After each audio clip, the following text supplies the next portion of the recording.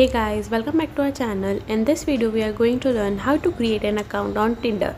So basically Tinder is a dating app which has been just introduced to us.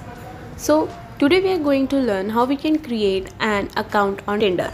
So first of all you have to just download the Tinder app from your Play Store. After that just open the Tinder app. Click on allow. Here you have three options to sign in with Google, sign in with Facebook, sign in with phone number.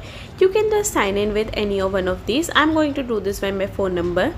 Here you have to just write your phone number.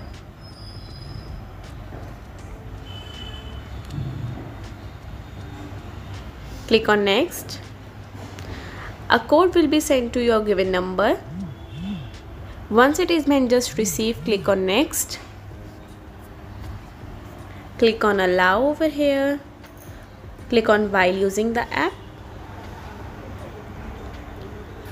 After that you can see over here that the account has been just created over here. So in this way you can just create an account on Tinder by the help of phone number.